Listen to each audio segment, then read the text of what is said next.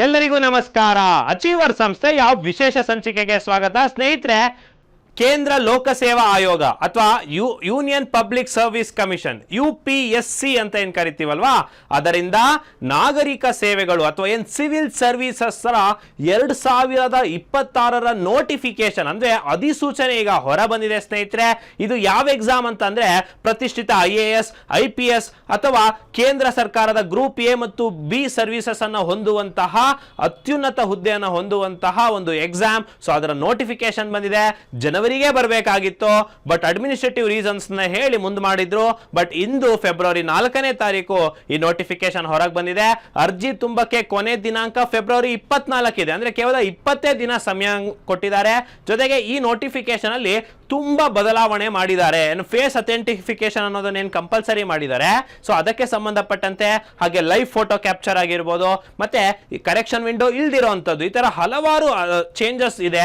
So ಹಾಗಾಗಿ ಅದರ ಬಗ್ಗೆ ಹೆಚ್ಚಿನ ಮಾಹಿತಿ ಮತ್ತು ಈ ನೋಟಿಫಿಕೇಶನ್ ನ ಕಂಪ್ಲೀಟ್ ಡೀಟೇಲ್ಸ್ ಅನ್ನ ಈ ವಿಡಿಯೋದಲ್ಲಿ ಹೇಳ್ತೀನಿ. ಸೊ ವಿಡಿಯೋ ಕೊನೆ ತನಕ ನೋಡಿ ಅಂತ ಹೇಳ್ತಾ, ಸೊ ಸ್ನೇಹಿತರೆ, UPSC ಅಥವಾ ಕೇಂದ್ರ ಲೋಕಸೇವಾ ಆಯೋಗದ ಸಿವಿಲ್ ಸರ್ವಿಸಸ್ ನಾಗರಿಕ ಸೇವೆಗಳ ಪರೀಕ್ಷೆ 2026 ಅಧಿಸೂಚನೆ ಇದೆ. ಸೊ ಅದರ ಹೆಚ್ಚಿನ ಮಾಹಿತಿನ ನೋಡೋಣ. ಸ್ನೇಹಿತರೆ, UPSC ಎಕ್ಸಾಮ್ ಬಗ್ಗೆ ಇದೆ ಮೊದಲನೇ ವಿಡಿಯೋ ಅಲ್ಲ. ಸೊ ನಮ್ಮ ಅಚೀವರ್ಸ್ ನ ಯೂಟ್ಯೂಬ್ ಚಾನಲ್ ನಲ್ಲಿ ನೀವು ನೋಡ್ತಾ ಹೋದ್ರೆ ನೋಟಿಫಿಕೇಶನ್ ಮಾಡಿದಾಗ್ಲೂ, ಜೊತೆಗೆ ಕ್ವಶನ್ ಪೇಪರ್ ಆದಾಗ ಪೇಪರ್ ಅನಾಲಿಸಿಸ್ ಮಾಡಿದಾಗೂ 2022 ಪ್ರಶ್ನೆ ಪತ್ರಿಕೆ ವಿಶ್ಲೇಷಣೆಯನ್ನ ಮಾಡ್ಕೊಳ್ತಾ ಬರ್ತಾ ಇದೀವಿ. ಸೊ ಹಾಗಾಗಿ ಇದು ಮೊದಲನೇ ವಿಡಿಯೋ ಅಲ್ಲ ಅಂತ ಹೇಳ್ತಾ, ಸೊ ಸ್ನೇಹಿತರೆ, ಈ ಬಾರಿ ಒಂದು ವಿಶೇಷತೆ ಏನು ಅಂದ್ರೆ upsc.gov.in ಅನ್ನೋ ಒಂದು ವೆಬ್ಸೈಟ್ ಯಾವಾಗಲೂ ಇರ್ತಿತ್ತು. ಬಟ್ ಈ ಬಾರಿ upsc.nic.in ಅಂತ ಹೇಳ್ಬಿಟ್ಟು ಅನ್ನೋದ್ರಲ್ಲಿ ಅಪ್ಲಿಕೇಶನ್ ಅನ್ನ ಹೊರಬಿಟ್ಟಿದ್ದಾರೆ. ಸೊ ಇದರಲ್ಲಿ ನೀವು ನೋಡಬಹುದು, UPSC ಅನ್ನೋ ವೆಬ್ಸೈಟ್ ನಲ್ಲಿ ನೀವು ನೋಡಿದ್ರೆ ಈ ತರ civil services preliminary examination February 4ಗೆ ಪಬ್ಲಿಷ್ ಮಾಡಿದ್ದಾರೆ. ಅಪ್ಲಿಕೇಶನ್ ಸ್ಟಾರ್ಟ್ ಫೆಬ್ರವರಿ 4 ಇಂದಾನೆ, ಅಪ್ಲಿಕೇಶನ್ ಎಂಡ್ ಫೆಬ್ರವರಿ 24ರಿಂದಾನೆ. ಸೊ ಅಲ್ಲಿ ನಿಮಗೆ English or Hindi version notification download ಮಾಡ್ಲಿಕ್ಕೆ ಅವಕಾಶ ಇತ್ತು. ಸೊ ಅದರಲ್ಲಿ ನಾನು ಇಂಗ್ಲಿಷ್ ವರ್ಷನ್ ನೋಟಿಫಿಕೇಶನ್ ಅನ್ನ ಇವಾಗ ವಿಡಿಯೋ ಮಾಡಿ ತೋರಿಸ್ತಾ ಇರುವಂತದ್ದು. ಸೊ ಸ್ನೇಹಿತರೆ, UPSC ನೋಟಿಫಿಕೇಶನ್ ಅಲ್ಲಿ ಏನೇನಿದೆ ಅಂತ ಅಂದ್ರೆ, ಮೊಟ್ಟ ಮೊದಲ ಬಾರಿಗೆ ಅದರ ಒಂದು ಡೇಟ್ ಅನ್ನ ಬಿಟ್ಟಿದ್ದಾರೆ ನೋಡಿ. ಆನ್ಲೈನ್ ಪೋರ್ಟಲ್ ಓಪನ್ ಆಗಿದೆ ಅಪ್ಲಿಕೇಶನ್ಸ್ ಅನ್ನ ತುಂಬಲಿಕ್ಕೆ ಈ ಸಿವಿಲ್ ಸರ್ವಿಸಸ್ ಎಕ್ಸಾಮಿನೇಷನ್ ಗೆ ಅಂತ ಇಂಪಾರ್ಟೆಂಟ್ ಇನ್ಫಾರ್ಮೇಶನ್ ಅನ್ನ ಕೊಟ್ಟಿದ್ದಾರೆ. ಈ ಬಾರಿ ನಿಮಗೆ ಒಂದು ವಿಶೇಷ ಏನು ಅಂದ್ರೆ, ಈ ಬಾರಿ ನೀವು ಅಕೌಂಟ್ ಅನ್ನ ಕ್ರಿಯೇಟ್ ಮಾಡ್ತೀರಾ ಅಲ್ವಾ. ಈ ಬಾರಿ ಲಾಸ್ಟ್ ಟೈಮ್ ಮಾಡಿದ್ದೆ ಸರ್, ಅದ್ರ ಸರಿ ಮಾಡಿದ್ದೆ ಸರ್ ಅಂದ್ರೂ ಕೂಡ ಈ ವರ್ಷ ಹೊಸದಾಗಿ ಕ್ರಿಯೇಟ್ ಮಾಡಬೇಕು. ಮಾಡಿರೋದನ್ನ URN ನಂಬರ್ ಅಂತ ಅಂದ್ರೆ ಯೂನಿವರ್ಸಲ್ ರಿಜಿಸ್ಟ್ರೇಷನ್ ನಂಬರ್ ಅನ್ನೋದನ್ನ ಜನರೇಟ್ ಆಗುತ್ತೆ. ಈ ರಿಜಿಸ್ಟ್ರೇಷನ್ ನಂಬರ್ ಪರ್ಮನೆಂಟ್ ಆಗಿ ಉಳಿಯುತ್ತೆ, ಯಾಕಂದ್ರೆ ಈ ಪೋರ್ಟಲ್ ಪರ್ಮನೆಂಟ್ ಆಗಿ ಮಾಡಿದ್ದಾರೆ. ಸೊ URN ನಂಬರ್ ಅನ್ನ ಫಸ್ಟ್ ಏನ್ ಮಾಡುತ್ತೆ, ಜನರೇಟ್ ಮಾಡುತ್ತೆ. ನಂತರ ಅಪ್ಲಿಕೇಶನ್ ನಂಬರ್ ನೀವು ಸಬ್ಮಿಷನ್ ಮಾಡ್ತಾ ಅಪ್ಲಿಕೇಶನ್ ನಂಬರ್ ಕೂಡ ಜನರೇಟ್ ಆಗುತ್ತೆ. ಸೊ ನೋಡಿ, ಈ ಒಂದು URN number as registered only once in a life time. ಇದು ನೋಡಿ, ಜೀವಮಾನದಲ್ಲಿ ಒಂದೇ ಸರಿ ನೀವು URN ನಂಬರ್ ಅನ್ನ ಜನರೇಟ್ ಮಾಡಬಹುದಾದಂಥದ್ದು. ಸೊ ಹಾಗಾಗಿ ಕೊಡುವಂತಹ ಇನ್ಫಾರ್ಮೇಶನ್ ಅನ್ನ ನೀವು ಕರೆಕ್ಟ್ ಆಗಿ ಕೊಡಬೇಕಾಗತ್ತೆ URN ನಂಬರ್ ಜನರೇಟ್ ಮಾಡಬೇಕಾದ್ರೆ. ಜೊತೆಗೆ ಇದರಲ್ಲಿ ಡೀಟೇಲ್ಡ್ ಅಪ್ಲಿಕೇಶನ್ ಕೊಟ್ಟಿದ್ದಾರೆ. ಸೊ ಇದರಿಂದ ನೀವು ಕರೆಕ್ಟ್ ಡಾಕ್ಯುಮೆಂಟ್ಸ್ ಹಾಗೆ ಕರೆಕ್ಟ್ ಇನ್ಫಾರ್ಮೇಶನ್ ಅನ್ನ ನೀವು ಅಪ್ಲಿಕೇಶನ್ ತುಂಬಾ ಕೊಡಬೇಕು. ಯಾಕಂದ್ರೆ ನಾನು ಮೊದಲೇ ಹೇಳ್ದಂಗೆ ಈ ಬಾರಿ ಕರೆಕ್ಷನ್ ವಿಂಡೋ ಅನ್ನೋದು ಇರೋದಿಲ್ಲ. ಸೊ ಜೊತೆಗೆ ನೋಡಿ, ಸ್ಟೆಪ್ ಬೈ ಸ್ಟೆಪ್ ಕೊಟ್ಬಿಟ್ಟಿದ್ದಾರೆ. ಸೊ ಕಮಿಷನ್ ಏನ್ ಮಾಡುತ್ತೆ, ಒಂದು ಫೆಸಿಲಿಟಿ ಕೊಟ್ಟಿರುತ್ತೆ URN ನಂಬರ್, URN ಪ್ರೊಫೈಲ್ ಮಾಡಲಿಕ್ಕೆ. ನಂತರ ಅದು ಸಕ್ಸಸ್ಫುಲಿ ಇದಾದ್ಮೇಲೆ ನಿಮಗೆ ಲೈವ್ ಫೋಟೋ ಕ್ಯಾಪ್ಚರ್ ಮತ್ತೆ CAF ಅಂದ್ರೆ ಕಾಮನ್ ಅಪ್ಲಿಕೇಶನ್ ಫಾರ್ಮ್ ಅನ್ನು ತುಂಬಲಿಕ್ಕೆ ಅವಕಾಶ ಕೊಟ್ಟಿದ್ದಾರೆ. ಸೊ ನೋಡಿ, ಲೈವ್ ಫೋಟೋ ಕ್ಯಾಪ್ಚರ್ ಅನ್ನೋದನ್ನ ಇಟ್ಟಿರೋದ್ರಿಂದ ಈ ಬಾರಿ ಫೇಸ್ ಅಥೆಂಟಿಕೇಶನ್ ಇದೆ. ಸೊ ಫೇಸ್ ಅಥೆಂಟಿಕೇಶನ್ ಅಂದ್ರೆ ಏನು ಅಂದ್ರೆ, ನೀವು ಎಕ್ಸಾಮ್ ಸೆಂಟರ್ಗೆ ಹೋದಾಗ ನೀವು ಹೇಗೆ ಕಾಣ್ತಾ ಇದ್ದೀರಾ, ಸೊ ಹಾಗೆ ಇರಬೇಕು. ಸೊ ಫೇಸ್ ಅಥೆಂಟಿಕೇಶನ್ ಆಗುತ್ತೆ. ಸೊ ಹಾಗಾಗಿ ನೀವು ಲೈವ್ ಫೋಟೋ ಕ್ಯಾಪ್ಚರ್ ಮಾಡ್ತಾ ಇರಬೇಕಾದ್ರೆ ಸೊ ತುಂಬಾ ಕರೆಕ್ಟ್ ಡೀಟೇಲ್ಸ್, ಕರೆಕ್ಟ್ ಬ್ರೈಟ್ನೆಸ್ ಇರುವಂತಹ ಒಂದ್ ಕಡೆ ನೀವು ಲೈವ್ ಫೋಟೋನ ಕ್ಯಾಪ್ಚರ್ ಮಾಡಬೇಕು. ಜೊತೆಗೆ ನಿಮ್ಮ ಸಿಗ್ನೇಚರ್ ಅನ್ನ ಕೂಡ ಕರೆಕ್ಟ್ ಆಗಿ ಅಪ್ಲೋಡ್ ಮಾಡಬೇಕು ಅನ್ನೋಂಥದ್ದು. ಜೊತೆಗೆ ನೋಡಿ, the candidates will not be allowed to withdraw the application. ಮುಂಚೆ ಇತ್ತು ಎಕ್ಸಾಮ್ ಸ್ಟಾರ್ಟ್ ಅಂದ್ರೆ ಅದು 10 days ಕರೆಕ್ಷನ್ ವಿಂಡೋದಲ್ಲಿ ಎಕ್ಸಾಮ್ಸ್ ನ ಕ್ಯಾನ್ಸಲ್ ಮಾಡ್ಕೊಳ್ಳೋದಾಗಿರ್ಬೋದು, ವಿತ್ಡ್ರಾ ಮಾಡ್ಕೊಳ್ಳೋದಾಗಿರ್ಬೋದು, ಅಥವಾ ಅಪ್ಡೇಷನ್ ಮಾಡೋದಾಗಿರ್ಬೋದು ಮಾಡೋದಿತ್ತು. ನೋಡಿ, ಫರ್ದರ್ ಇದು ತುಂಬಾ important. Further no correction, no alteration, no modification in any field of the application form is allowed after the submission. ಅಂದ್ರೆ ಯಾವುದೇ ರೀತಿಯಾದಂತಹ ಒಂದು ಕರೆಕ್ಷನ್ ಆಗಿರ್ಲಿ, ಆಲ್ಟರ್ನೇಷನ್ ಆಗಿರ್ಲಿ, ಮಾಡಿಫಿಕೇಶನ್ ಆಗಿರ್ಲಿ ನಿಮಗೆ ಅಲೋ ಮಾಡೋದಿಲ್ಲ ಅಪ್ಲಿಕೇಶನ್. ಸರ್ ಏನ್ ಸರ್ ಇದು ಬಂದ ತಕ್ಷಣ ಎದುರಿಸ್ತಾ ಇದ್ದೀರಾ, ಇದು ಈ ತರ ಕರೆಕ್ಷನ್ ಇಲ್ಲ, ಲೈವ್ ಫೋಟೋ ಇದೆ, ಫೇಸ್ ಅಥೆಂಟಿಕೇಶನ್ ಇದೆ ಅಂತ. ಯಾಕಂದ್ರೆ ಸ್ಟ್ರಿಕ್ಟ್ ಮಾಡಿದ್ದಾರೆ ಸ್ನೇಹಿತರೆ ಈ ಬಾರಿ UPSC. ಸೊ ಹಾಗಾಗಿ ನೀವು ಇದನ್ನು ಗಮನಿಸಬೇಕು ಅಂತ ಹೇಳ್ತಾ, ಜೊತೆಗೆ candidate should have only one photo ID, ಅಂದ್ರೆ ಯಾವ್ದಾದ್ರು ಒಂದು ಫೋಟೋ ID ನ ನೀವು ಕೊಡಬೇಕಾಗುತ್ತೆ. Aadhaar card, voter ID, PAN card, DL ಅಥವಾ ಎನಿ ಅದರ್ ಫೋಟೋ ID ಕಾರ್ಡನ್ನು ನೀವು ಕರೆಕ್ಟಾಗಿ ಮಾಡಬೇಕಾಗತ್ತೆ. ಇದನ್ನ URN ನಂಬರ್ ರಿಜಿಸ್ಟರನ್ನು ಮಾಡ್ತಾ ಕೊಡಬೇಕಾಗತ್ತೆ ಅಂತ ಹೇಳ್ಬಿಟ್ಟು ಡೀಟೇಲ್ಸ್ ಹೇಳಿದೆ. ಸೊ ಸ್ನೇಹಿತರೆ, ನಾವು ಇಷ್ಟು ಡೀಟೇಲ್ಸನ್ನು ತಿಳ್ಕೊಂಡಾದ್ಮೇಲೆ ಇನ್ನು ಲಾಸ್ಟ್ ಡೇಟ್ ಯಾವಾಗ ಅಂದರೆ 24 ಫೆಬ್ರವರಿ ಸಂಜೆ 6 ಗಂಟೆ ಒಳಗೆ. ಸೊ ಇನ್ನು 20 ದಿನ ಟೈಮ್ ಇರೋವಂಥದ್ದು. ಸರ್ವರ್ಗಳು ಬಿಸಿ ಇರ್ತವೆ.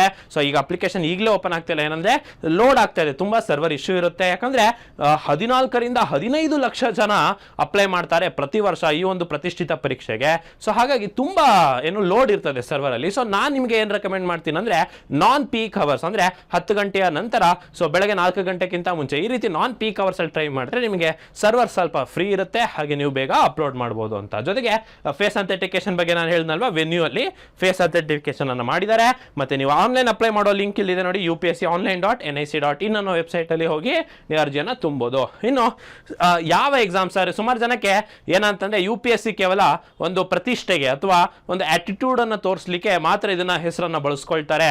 ಬಟ್ ಅವ್ರಿಗೆ ಕೇಳಿದಾಗ ಎಕ್ಸಾಮ್ ಸಿಲೆಬಸ್ ಆಗಲಿ, ಈಗ ಡಿಸಾಸ್ಟರ್ ಮ್ಯಾನೇಜ್ಮೆಂಟ್ ಅನ್ನೋದು ಇದೆಯಾ ಮೇನ್ಸ್ ನಲ್ಲಿ ಅಂತ ಕೇಳಿದ್ರೆ ಅಷ್ಟೊಂದು ಐಡಿಯಾನೇ ಇರೋದಿಲ್ಲ, ಸಿಲೆಬಸ್ ಬಗ್ಗೆನೇ ಕ್ಲಾರಿಟಿ ಇರೋದಿಲ್ಲ. ಸೊ ಸುಮ್ಮನೆ UPSC ಅಂತ ಹೇಳ್ಬಿಟ್ಟು ಹೇಳ್ತಾ ಇರ್ತಾರೆ. ಸೊ ಅವರಿಗೆ ನಾನು ನಿಮ್ಗೆ ಏನು ಹೇಳ್ತೀನಿ ಅಂದರೆ, ಫಸ್ಟ್ ಕರೆಕ್ಟಾಗಿ ಅರ್ಥ ಮಾಡ್ಕೊಳ್ಳಿ. ಸೊ ನೋಟಿಫಿಕೇಶನ್ ಅಲ್ಲಿ ಏನಿದೆ, ಯಾವ್ಯಾವ ಪೋಸ್ಟಿಗೆ ಕರೀತಾ ಇದ್ದಾರೆ ಅನ್ನೋದು ಫಸ್ಟ್ ತಿಳ್ಕೊಳ್ಳಿ. ಸೊ ಎಷ್ಟು ಥರ ಅಂತಂದರೆ ಸರಿ ಸುಮಾರು 23 ಥರ ಸರ್ವಿಸಸ್ಗಳನ್ನು ನೀವು UPSC ಇಂದ ಹೋಗ್ಬೋದು. ಕೇವಲ ಎಲ್ಲರಿಗೂ IAS IPS ಎರಡೇ ಗೊತ್ತಿರುತ್ತೆ, ಬಟ್ 23 ಥರ ಸರ್ವಿಸಸ್ಗಳಿಗೆ ನೀವು ಹೋಗ್ಬೋದು. ಯಾವ್ದಾವುದಂದ್ರೆ ಒಂದು ಇಂಡಿಯನ್ ಅಡ್ಮಿನಿಸ್ಟ್ರೇಟಿವ್ ಸರ್ವಿಸ್, ಇದನ್ನೇ ನಾವು IAS ಅಂತ ಕರಿತೀವಿ. Indian foreign service IFS, Indian police service IPS, ಹಾಗೆ Indian audit and account service group A ಅಧಿಕಾರಿಯಾಗಿ, Indian civil account service group A ಅಧಿಕಾರಿಯಾಗಿ, Indian corporate law service group A ಅಧಿಕಾರಿಯಾಗಿ, defence account service, defence estate service, Indian information service group A ಆಗಿ, Indian postal service ನಲ್ಲಿ group A ಅಧಿಕಾರಿಯಾಗಿ, ಜೊತೆಗೆ Indian post and telecommunication accounts and finance services ನಲ್ಲಿ, Indian railway ನೋಡಿ IRMS ಅಂತ ಕರಿತೀವಿ, Indian railway management service ಅಂತ ಹೇಳ್ಬಿಟ್ಟು. ಸೊ ಇದರಲ್ಲಿ ಮೊದಲು ಒಂದೇ ಕರಿತಿತ್ತು, ಈಗ ಸಪ್ರೇಟ್ ಮಾಡಿಬಿಟ್ಟಿದ್ದಾರೆ. ಟ್ರಾಫಿಕ್ ಅವ್ರಿಗೆ ಬೇರೆ, ಪರ್ಸನಲ್ಗೆ ಬೇರೆ, ಅಕೌಂಟ್ಸ್ಗೆ ಬೇರೆ ಅಂತ. ರೈಲ್ವೆ ಪ್ರೊಟೆಕ್ಷನ್ ಫೋರ್ಸ್ನ ಗ್ರೂಪ್ ಎ ಅಧಿಕಾರಿಯಾಗಿ, ಕಸ್ಟಮ್ ಮತ್ತು ಇಂಡೈರೆಕ್ಟ್ ಟ್ಯಾಕ್ಸಸ್ನ ಗ್ರೂಪ್ ಎ ಅಧಿಕಾರಿಯಾಗಿ. ಗ್ರೂಪ್ ಎ ಅಂತಂದ್ರೆ ನೋಡಿ ಅತ್ಯುನ್ನತ ಹುದ್ದೆ ಸ್ನೇಹಿತರೆ. ಸೊ ಅಂತ ಒಂದು ಅಧಿಕಾರಿ ಆಗುವಂತಹ ಪೋಸ್ಟ್ ನೋಡಿ. ಇನ್ಕಮ್ ಟ್ಯಾಕ್ಸ್ನ Indian revenue service group A officer ಆಗಿ ನೀವು ಕೆಲಸ ನಿರ್ವಹಿಸಬಹುದು. ಹಾಗೇನೆ ಆರ್ಮ್ ಸರ್ವಿಸಸ್ ಅಲ್ಲಿ ಗ್ರೂಪ್ ಬಿ ಅಧಿಕಾರಿ, ಹಾಗೆ ಇನ್ನು ಏನು ಯೂನಿಯನ್ ಟೆರಿಟರೀಸ್ ಇರುತ್ತೆ ಅಲ್ಲಿ ಗ್ರೂಪ್ ಬಿ ಅಧಿಕಾರಿಗಳಾಗಿರುತ್ತೆ. ಪಾಂಡಿಚೇರಿ ಆಗಿರ್ಬೋದು, ಅಂಡಮಾನ್ ನಿಕೋಬಾರ್ ಐಲ್ಯಾಂಡ್ಸ್, ಲಕ್ಷದ್ವೀಪ್, ದಮನ್ ದಿಯು, ದಾದರ್ ನಾಗರ್ ಹವೇಲಿ. ಸೊ ಇವೆಲ್ಲ ಕೂಡ ನಿಮಗೆ ಗ್ರೂಪ್ ಬಿ ಸರ್ವಿಸಸ್ ನಿಮಗೆ 23 ಟೈಪ್ಸ್ ಆಫ್ ಸರ್ವಿಸಸ್ನ ನಿಮಗೆ ಇದರಲ್ಲಿ ಕೊಟ್ಟಿರ್ತಾರೆ. ಸೊ ಸ್ನೇಹಿತರೆ, ಈ ಬಾರಿ ವೇಕೆನ್ಸೀಸ್ ಎಷ್ಟು ಅಂತ ನಾನು ನಿಮಗೆ ಪ್ರತಿ ಸಾರಿನೂ ಕೂಡ ವೇಕೆನ್ಸೀಸ್ ಹೇಳ್ತಾ, ಸುಮಾರು ಜನ ಸರ್ ಇಷ್ಟು ಜನ ಅಂತಂದರೆ ತುಂಬ ಕಡಿಮೆ ಕೊಟ್ಟಿರ್ತಾರೆ. ಸೊ 850 ಕೊಟ್ಟಿದ್ದು ಇದೆ. ಸೊ ಈಗ ಬಾರಿ 933 ವೇಕೆನ್ಸೀಸ್ ಇದೆ. ಅದರಲ್ಲಿ 33 ವೇಕೆನ್ಸೀಸು PWD ಕ್ಯಾಟಗರಿಗೆ ಅವ್ರಿಗೆ ಹೇಳಿದ್ದಾರೆ. ಸೊ ಸಾಮಾನ್ಯ ವರ್ಗದವರಿಗೆ 900 ವೇಕೆನ್ಸೀಸ್ ಇರೋವಂಥದ್ದು. ಬಟ್ ಅಗೇನ್ ಇದು ಟೆಂಟೇಟಿವ್ ಆಗಿರುತ್ತೆ, ಮತ್ತು ನಿಮಗೆ ಮ್ಯಾಟ್ರಿಕ್ಸ್ ಕೂಡ ಕೊಟ್ಟಿರೋದಿಲ್ಲ. ನಂತರದಲ್ಲಿ ವೇಕೆನ್ಸೀಸ್ ಟೇಬಲ್ ಅನ್ನು ಕೊಡ್ತಾರೆ. ಸದ್ಯಕ್ಕೆ 933 ವೇಕೆನ್ಸೀಸ್ ಅಂತ ನೀವು ತಿಳ್ಕೊಳ್ಬೋದು. ಸ್ನೇಹಿತರೆ, ಇದೊಂದು ವಿಶೇಷ ಅಂತಂದರೆ, ಇದೊಂದು ಸೇತು ಅಂತ ಹೇಳ್ಬಿಟ್ಟು ಒಂದು ಪೋರ್ಟಲ್ ಇದೆ. ಇದರಲ್ಲಿ ಏನಂದರೆ ಸುಮಾರು ಜನ ನೋಡಿ ಜೀವನ ಪೂರ್ತಿ ನಿಮಗೆ UPSC ಪರೀಕ್ಷೆಗೆ ಹಾಕಿರ್ತಾರೆ. ಅಂದರೆ 4 ವರ್ಷ, 5 ವರ್ಷ, ಕೆಲವೊಬ್ರು 8 ವರ್ಷ. ಯಾಕಂದರೆ ನೀವು ಎಕ್ಸಾಮ್ ಪಾಸ್ ಆದವ್ರನ್ನ ನೋಡಿರ್ತೀರಾ, ನಂದಿದ್ದು 6ನೇ ಅಟೆಂಪ್ಟ್, ನಂದಿದ್ದು 7ನೇ ಅಟೆಂಪ್ಟ್ ಅಂತ ಹೇಳ್ತೀವಿ. ಅಂದರೆ ಒಂದೊಂದು ಅಟೆಂಪ್ಟಿಗೆ 1 ವರ್ಷ ಅಂತಂದ್ರು 6-7 ವರ್ಷ, ಮತ್ತು ಅವರ ಪ್ರಿಪ್ರೇಷನ್ ಅಂತ ಒಂದು 2-3 ವರ್ಷ. ಸೊ ಸುಮಾರು ಒಂದು 8-9 ವರ್ಷ ಜೀವನದ ಭಾರತದ ಯೂತ್ಸ್ ಏನು ಮಾಡ್ತಾ ಇದ್ದಾರೆ ಅಂತಂದರೆ, ಸೊ ಒಂದು ಎಕನಾಮಿಕ್ಸ್ನಲ್ಲಿ ಒಂದು ಟಾಪಿಕ್ ಇದೆ, ಏನೋ ಸಂಕ್ ಕಾಸ್ಟ್ ಪಾಲಿಸೀಸ್ ಅಂತ ಹೇಳ್ಬಿಟ್ಟು. ಏನಂತಂದರೆ, ನೀವು ಒಂದು ಯಾವ್ದಾದ್ರು ಒಂದು ಇನ್ವೆಸ್ಟ್ಮೆಂಟ್ ಮಾಡ್ತಾ ಇದ್ದೀರಾ ಒಂದು ಅಂಶದ ಮೇಲೆ, ಅಂದರೆ ಒಂದಿಷ್ಟು ಹಣವನ್ನು ಇನ್ವೆಸ್ಟ್ ಮಾಡಾದ್ಮೇಲೆ ನಿಮಗೆ ಈಗ ರಿಟರ್ನ್ಸ್ ಬರ್ತಾ ಇಲ್ಲ ಅಂತ ಗೊತ್ತಾದ ಮೇಲೆ ನೀವೇನು ಮಾಡ್ತೀರಾ, ಇನ್ನೊಂದು ಇನ್ವೆಸ್ಟ್ಮೆಂಟಿಗೆ ಹೋಗ್ತೀರಾ. ಬಟ್ ಈಗ ಆಲ್ರೆಡಿ ಸುಮಾರು ದುಡ್ಡನ್ನು ಹಾಕ್ಬಿಟ್ಟಿರೋದ್ರಿಂದ ನೀವೇನು ಮಾಡ್ತೀರಾ, ಅದನ್ನು ಕಂಟಿನ್ಯೂ ಮಾಡ್ತೀರಾ ಅಲ್ವಾ. ಸೊ ಈ ರೀತಿ ಒಂದು ಫಾಲಸಿ ಕಾನ್ಸೆಪ್ಟ್ ಇದೆ ಎಕನಾಮಿಕ್ಸಲ್ಲಿ. ಅದೇ ರೀತಿ UPSC ಅಂತ ಕೂಡ ಹೇಳ್ತಾರೆ. ಯಾಕಂದರೆ ಸುಮಾರು ವರ್ಷಗಳ ಕಾಲ ಇದಕ್ಕೆ ವ್ಯಯ ಮಾಡಿರ್ತಾರೆ. ಸೊ ಹಾಗಾಗಿ ಅವ್ರಿಗೆ ಯಾರಿಗೂ ಕೂಡ ಅನ್ಯಾಯ ಆಗಬಾರ್ದು ಅಂತ ಹೇಳ್ಬಿಟ್ಟು ಸೊ ಏನು ಮಾಡ್ತಾರೆ, ಯಾರ್ಯಾರು ಪರ್ಸನಾಲಿಟಿ ಟೆಸ್ಟ್ ಅಂದರೆ ಇಂಟರ್ವ್ಯೂ ಹಂತಕ್ಕೆ ಹೋಗಿರ್ತಾರೆ, ಅವರಿಗೆ ಅವರ ಒಂದು ಅರ್ಹತೆ ಮೇರೆಗೆ ಅವರಿಗೆ ಬೇರೆ ಬೇರೆ ಜಾಬ್ಸ್ ಅಂದರೆ ಗ್ರೂಪ್ ಸಿ, ಗ್ರೂಪ್ ಬಿ ಜಾಬ್ಗಳನ್ನು ಕೊಡಲಿಕ್ಕೆ UPSC ಕೆಲಸ ಮಾಡುತ್ತೆ. ಸೊ ಅದಕ್ಕೆ ಸಂಬಂಧಪಟ್ಟಂಥ ಡೀಟೇಲ್ಸ್ನ ಕೊಟ್ಟಿದ್ದಾರೆ. ಸೊ ಯಾರಾದರೂ ಸೀನಿಯರ್ ಮೋಸ್ಟ್ ಆಸ್ಪಿರೆಂಟ್ ಇದ್ದರೆ ಅವರು ಇದನ್ನು ಕೂಡ ಬಳಸ್ಕೋಬೋದು ಅಂತ ಹೇಳ್ತಾ, ಸೊ ಸ್ನೇಹಿತರೆ ನೆಕ್ಸ್ಟ್ ಬಗ್ಗೆ ಇದ್ರ ಬಗ್ಗೆ ಹೇಳೋದಾದರೆ exam centres. So exam centres ನಿಮಗೆ ಎಲ್ಲೆಲ್ಲಿ ಬರುತ್ತೆ ಅಂದರೆ, ಕರ್ನಾಟಕದಲ್ಲಿ ಬೆಂಗಳೂರು ಇದೆ, ಮೈಸೂರು ಇದೆ, ಧಾರವಾಡ ಇದೆ. ಸೊ ಈ ಥರ ಒಂದು 2-3 ಕಡೆ ಇರುತ್ತೆ. ಸೊ ಒಟ್ಟಾರೆ 83 ಎಕ್ಸಾಮ್ ಸೆಂಟರ್ಸನ್ನು ನಿಮಗೆ UPSC ಪ್ರಿಲಿಮಿನರಿ ಎಕ್ಸಾಮ್ಗೆ ಇರುತ್ತೆ. ಇನ್ನು UPSC ಮೇನ್ಸ್ ಬಂದರೆ ಕರ್ನಾಟಕದಲ್ಲಿ ಬೆಂಗಳೂರು ಒಂದೇ ಇರುವಂಥದ್ದು. ಇನ್ನು ಪ್ರಿಲಿಮಿನರಿ ಮೇನ್ಸ್ ಎಕ್ಸಾಮ್ಸ್ಗೆ ಸಂಬಂಧಪಟ್ಟಂಗೆ ಕರ್ನಾಟಕದಲ್ಲಿ ಬೆಂಗಳೂರು ಒಂದೇ ಇರುವಂಥದ್ದು, ಬೇರೆ ಬೇರೆ ಸೆಂಟರ್ಸ್ ಕೂಡ ಇರುತ್ತೆ ಅಂತ ಹೇಳ್ತಾ. ಸೊ ಇನ್ನು ಸ್ನೇಹಿತರೆ ಎಕ್ಸಾಮ್ ಏಜ್ ಇದೆಲ್ಲ ಸ್ಟ್ಯಾಂಡರ್ಡ್ ಇದೆ. ಇದೊಂದಿಷ್ಟು ಚೇಂಜ್ ಇತ್ತು ಬಿಟ್ರೆ ಯಾವುದೋ URN ನಂಬರ್ ಬಗ್ಗೆ ಆಗಿರ್ಬೋದು ಅಥವಾ ಪೋರ್ಟಲ್ನ ರಿಜಿಸ್ಟ್ರೇಷನ್ ಮತ್ತೆ ವಿತ್ಡ್ರಾ ಇಲ್ಲ, ಮಾಡಿಫಿಕೇಶನ್ ಇಲ್ಲ ಅನ್ನೋದೊಂದನ್ನು ಹೊರತುಪಡಿಸಿ, ಫೇಸ್ ಅಥೆಂಟಿಕೇಶನ್ ಅನ್ನೋದನ್ನು ಹೊರತುಪಡಿಸಿ ಎಲ್ಲ ಸೇಮ್ ನೋಟಿಫಿಕೇಶನ್ ಸ್ನೇಹಿತರೆ. ನೀವು ಲಾಸ್ಟ್ 4-5 ವರ್ಷದಿಂದ ಯಾವುದೇ ನೋಟಿಫಿಕೇಶನ್ ಬಂದಿದೆ, ಸಿಲೆಬಸಲ್ಲಿ ಏನೂ ಚೇಂಜ್ ಇಲ್ಲ ಅಥವಾ ಬೇರೆ ಅಂತ ಪ್ರೊಸೆಸ್ಸಲ್ಲಿ ಚೇಂಜ್ ಇಲ್ಲ, ಎಲ್ಲ ಸಿಮಿಲರ್. ಆದರೆ ಒಂದಿಷ್ಟು ಹೊಸದಿದೆ ಅಂತ ಹೇಳ್ಬಿಟ್ಟು. ಸೊ ಇನ್ನು ಏಜ್ ಕೂಡ ಸೇಮ್ ನಾನು ಹೇಳ್ದಂಗೆ 21 ಇಯರ್ಸಿಂದ 32 ಇಯರ್ಸ್ ತನಕ ಎಲ್ಲರೂ ಕೂಡ ಎಲಿಜಿಬಲ್. ಅದರಲ್ಲಿ ಕೂಡ ನಿಮಗೆ ಮ್ಯಾಕ್ಸಿಮಮ್ ಏಜ್ ಲಿಮಿಟ್ SC/ST ಅವರಿಗೆ 5 ವರ್ಷ ಹೆಚ್ಚುವರಿ ಇರುತ್ತೆ, ಅಂದರೆ 37 ವಯಸ್ಸು ತನಕ ಇರುತ್ತೆ ಅವರಿಗೆ. ಇನ್ನು OBC ಅವರಿಗೆ 3 ವರ್ಷ ಅಂದರೆ 35 ವಯಸ್ಸು ತನಕ ಇರುತ್ತೆ. ಜನರಲ್ ಅವರಿಗೆ 32 ವಯಸ್ಸು ತನಕ ಇರುತ್ತೆ. ಸೊ ಇದೆಲ್ಲ ನಿಮಗೆ ಗೊತ್ತಿರುತ್ತೆ. ಸೊ ಇನ್ನು ಮಿನಿಮಮ್ ಎಜುಕೇಷನ್ ಕ್ವಾಲಿಫಿಕೇಶನ್ ಡಿಗ್ರಿ ಇರುತ್ತೆ.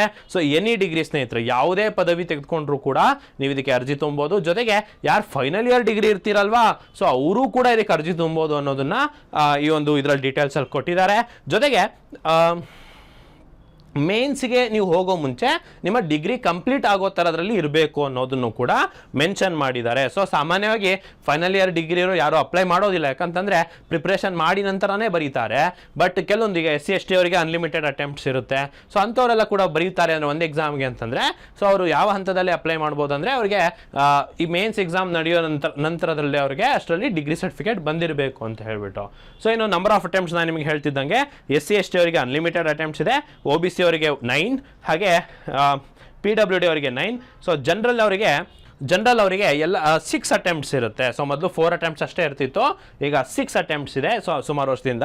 ಸೊ ಜನರಲ್ ಅವರಿಗೆ 6 ಅಟೆಂಪ್ಟ್ಸ್, SC/STಗೆ ಅನ್ಲಿಮಿಟೆಡ್, OBCಗೆ 9, PWDಗೆ 9. ಸೊ ಒಟ್ಟಾರೆ ಇಷ್ಟು ಅಟೆಂಪ್ಟ್ಸ್ ಇರೋವಂಥದ್ದು. ಅಟೆಂಪ್ಟ್ಸ್ ಅಂತಂದರೆ ಈಗ ನೋಡಿ, ಪ್ರಿಲಿಮಿನರಿ ಇದು ನಾನು ನಿಮಗೆ ನೋಟ್ ಮಾಡಿ ತೋರಿಸ್ತೀನಿ ನೋಡಿ.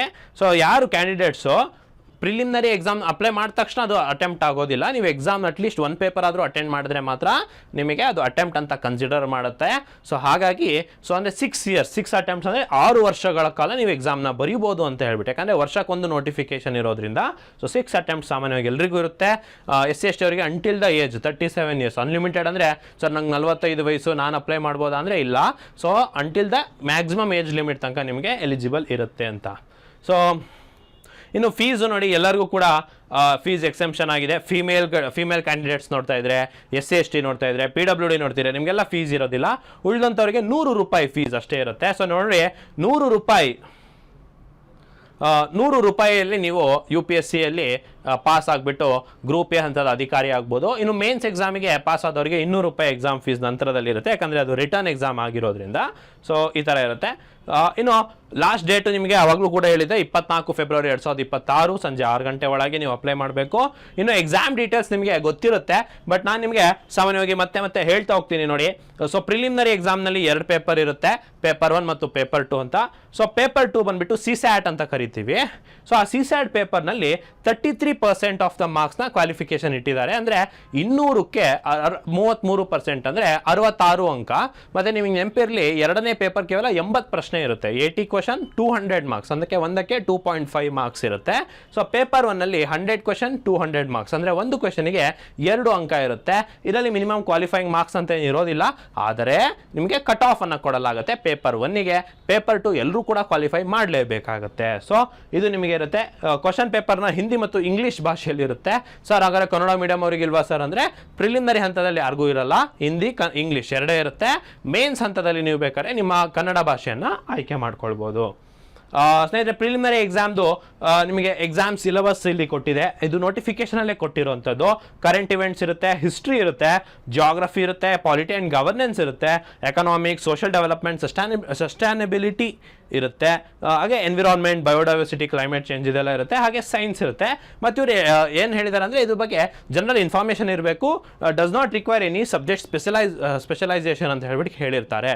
ಸೊ ಈ ಪೇಪರ್ 1ಗೆ ಸಾಮಾನ್ಯವಾಗಿ 200ಕ್ಕಿಂತ ಅಂದ್ರೂ ಅತಿ ಹೆಚ್ಚು ಕಟ್ ಆಫ್ ಅಂದರೆ 110 120 ನಿಂತಿರುತ್ತೆ ಬಿಟ್ಟರೆ ಸೊ ಪೇಪರ್ ಟಫ್ ಇರೋದ್ರಿಂದ ಸ್ವಲ್ಪ ಕಡಿಮೆನೇ ನಿಲ್ಲುತ್ತೆ, 70ರಿಂದ 110 ಈ ರೇಂಜ್ನಲ್ಲೇ ಕಟ್ ಆಫ್ ನಿಲ್ಲುತ್ತೆ.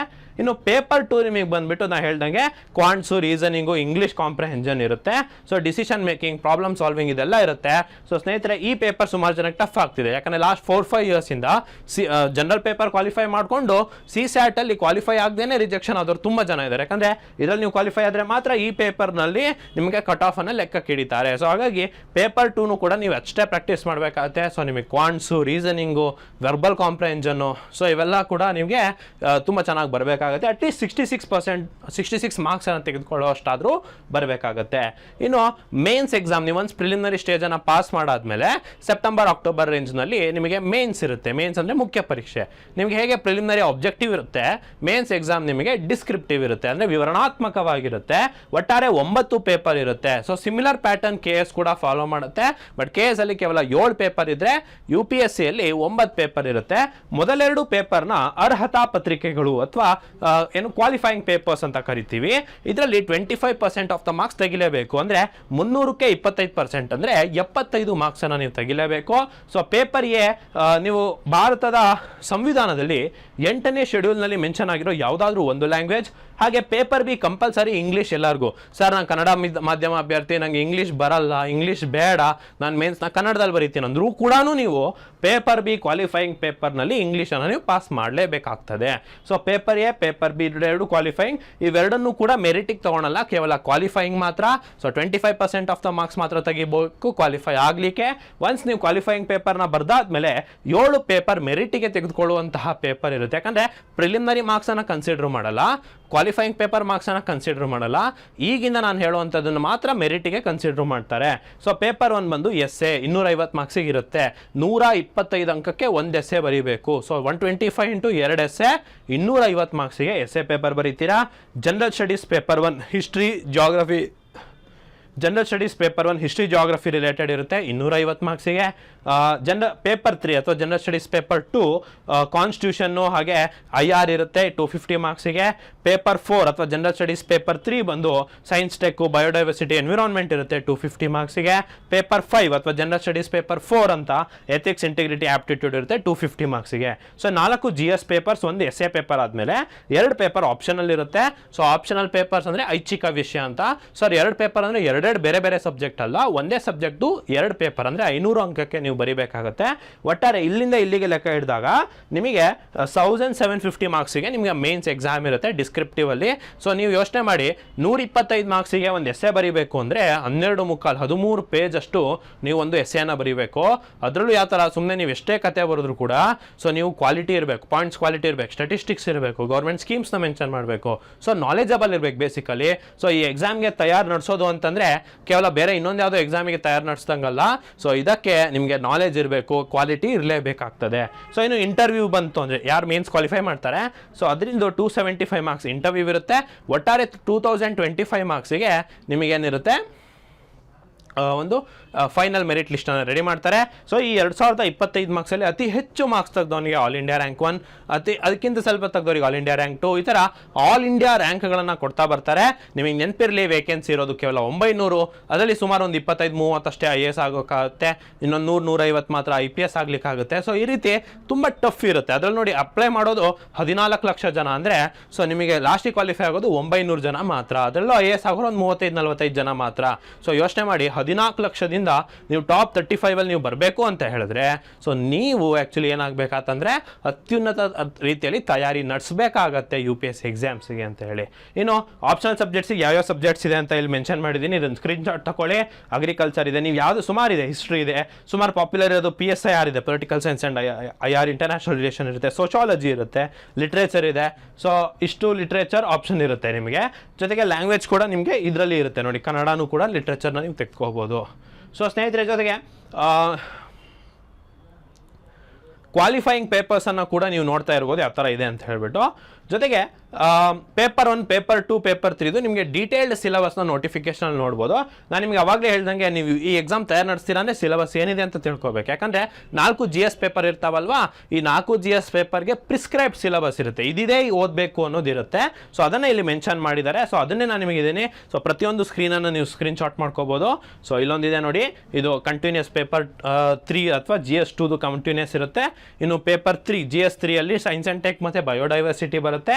GS 4 ethics, integrity and aptitude ಇದೆ. ಸೊ ಹೆಚ್ಚಿನ ಮಾಹಿತಿಗಾಗಿ ನಾವು ನೋಟಿಫಿಕೇಶನನ್ನು ಗ್ರೂಪ್ನಲ್ಲಿ, ಟೆಲಿಗ್ರಾಮ್ ಗ್ರೂಪ್ನಲ್ಲಿ, ವಾಟ್ಸ್ಆ್ಯಪ್ ಗ್ರೂಪ್ನಲ್ಲಿ ಶೇರ್ ಮಾಡಿರ್ತೀವಿ. ಸೊ ಅದನ್ನ ನೋಡಿ ಅಂತ ಹೇಳ್ತಾ ಸ್ನೇಹಿತರೆ, UPSC ಫೌಂಡೇಶನ್ ಬ್ಯಾಚಿಗಾಗಿರ್ಬೋದು ಅಥವಾ ಇನ್ನಿತರೆ ಎಕ್ಸಾಮ್ಸ್ ಬ್ಯಾಚಸ್ಸಿಗಾಗಿರ್ಬೋದು, ಸೊ ಹೆಚ್ಚಿನ ಮಾಹಿತಿಗೆ ರಾಘವೇಂದ್ರ ಮಠದ ರಸ್ತೆ, ತಿಲಕ್ ನಗರ್, ಮೊದಲನೇ ಕ್ರಾಸಲ್ಲಿ ಸತತ 11 ವರ್ಷದಿಂದ ಅತ್ಯುತ್ತಮ ಫಲಿತಾಂಶ ದಾಖಲಿಸ್ಕೊಂಡು ಬರ್ತಿರುವಂಥ ಅಚೀವರ್ ಸಂಸ್ಥೆಗೆ ನೀವು ಖುದ್ದಾಗಿ ಭೇಟಿ ನೀಡ್ಬೋದು ಅಥವಾ ಸ್ಕ್ರೀನ್ ಮೇಲೆ ಕಾಣ್ತಿರುವಂಥ ನಂಬರ್ಗೆ ನೀವು ಸಂಪರ್ಕಿಸ್ಬೋದು ಅಂತ ಹೇಳ್ತಾ, ಸೊ ಮುಂದಿನ ವಿಡಿಯೋದಲ್ಲಿ ಸಿಗ್ತೀನಿ.